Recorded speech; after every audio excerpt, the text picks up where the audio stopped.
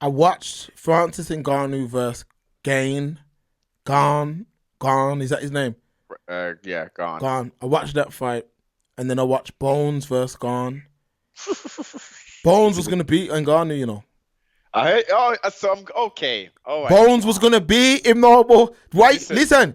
Before you say anything, my man ducked to get that boxing money because if he fought Bones, yeah, it was over.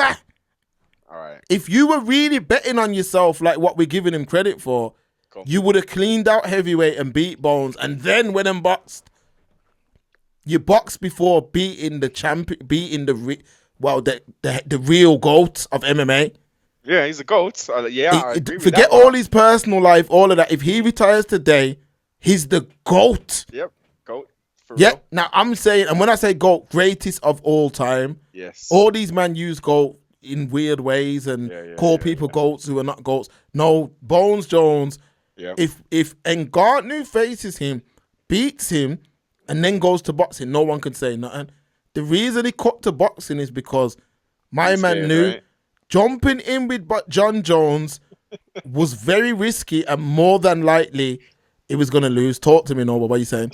You, Mark, how quickly you forget, sir. How quickly you forget. Let's lay it out for you Yeah, man. Let's again. go. Let's go. Well, I like what you said, man. I like what you said, and it's kind of concurrent to what's happened and stuff. But let's go back a little bit. Let's go back to when Francis Ngannou was indeed the champion within the UFC, and there was no talks of him leaving. And I'm sure I did a build on this, so go to CFR Sports, and you'll hear a full breakdown of this. So he's there, and there's been multiple interviews where he's saying, "So who you want to fight next?" And there's Twitter. You can go to Twitter. You can go, it's Twitter when they'll have the exchange. It's Twitter or Twitter X, where John Jones and Francis Ngannou, when John Jones was the lightweight champion, were going back and forth saying, "Yeah, man, let's fight." Yeah, and Francis was kept on saying, "You want to fight John Jones? I want to fight John Jones. He needs to move up. Let's just move up and let's fight. Let's do this thing." And he was pursuing it, and he was pursuing it. Dana White, Mark, who is a promoter, yeah, millionaire, multi-millionaire, said, and I'm sure I even played this clip on the CFR thing, sports. John Jones, he don't want this. He don't want this. Francis hits like a Ford Escort. No, what do they call it? What do they call it over there? Focus, a Ford Focus, right? He doesn't want none. John Jones needs to. I seen what he said on Twitter. He needs to stay in his own weight division. Francis will kill him. So, that was going on for a period for over a year, Mark. Then he vacates. Then he's saying, "Yeah, I'm going to move up to heavyweight, this and that." And then there was all these tweets about, "Yeah, man, pay me, man, pay me." Then there's all this talk about pay me. John Jones was talking about it. Jorge Masvidal, AKA the running man. He was talking about we need more pay and all this business, and you need to pay us more money for these big mega fights that you want. And then it went all quiet. Jones didn't say a word. Then you hear all this talk about, "I want to leave then. I'm going to leave, boss. This is the last fight on my contract."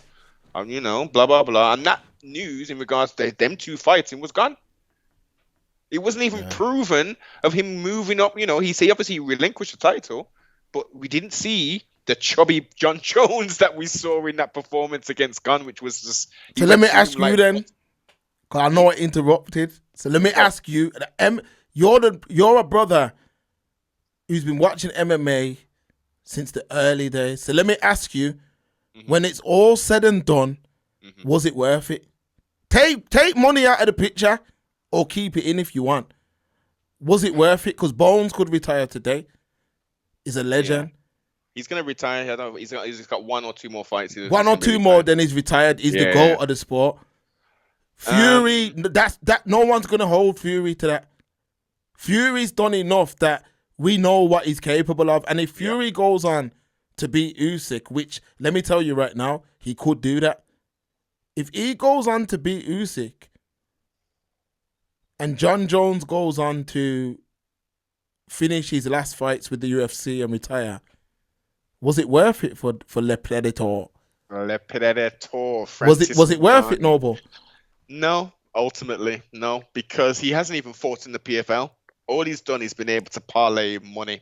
There you That's all go. he's been able to parlay. There you So go. from a let's break it into half. From a financial standpoint, he, as it currently stands, we are not sorcerers or magi, so we can't predict the future per se financially.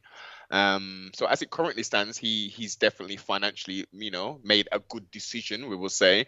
But in regards to the other side of it, of his career, his legacy, etc., no, he hasn't made the right decision. He hasn't made the right decision. He's enabled. I think his ego has been satisfied, and he's enabled because look, pardon self, that event in Miami.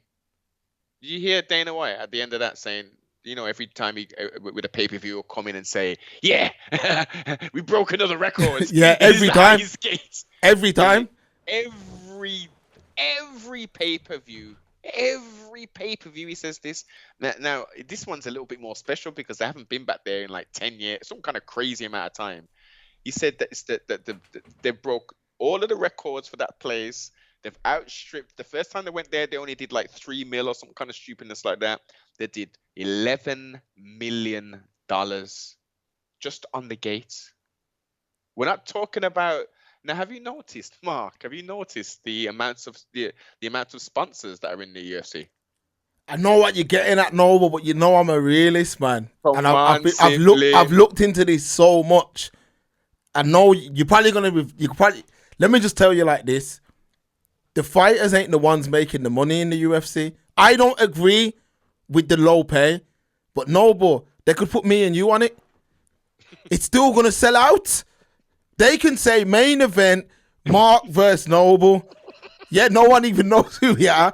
It's still going to sell out any arena because man ain't going to watch the fighters. It's the name. They're going to watch the UFC. Look, we spoke one championship, financially struggling. PFL had to take over Bellator. Then PFL are working with the Arabs now. Reason for that is because no one's been able to reach the model that UFC has.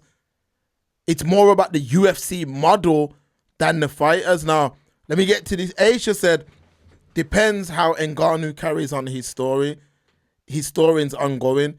Yeah, I mean, no matter what he does now, the UFC won't never have him back. If he goes to PFL and becomes champ, I still feel like,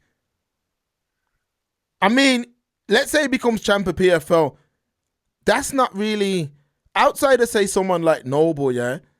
Aisha, don't Google or none of that. Name me who's the 170 champ of the PFL. If you can't do that straight away within the next minute, don't Google it, If you can't do that, who cares if Francis becomes champ of that? That's like man saying, yo, I'm the champ of some unknown organization. No disrespect to the PFL, but Cage Warriors. Yeah, he ruined his thing. He did. He didn't fumble the bag. He fumbled his legacy.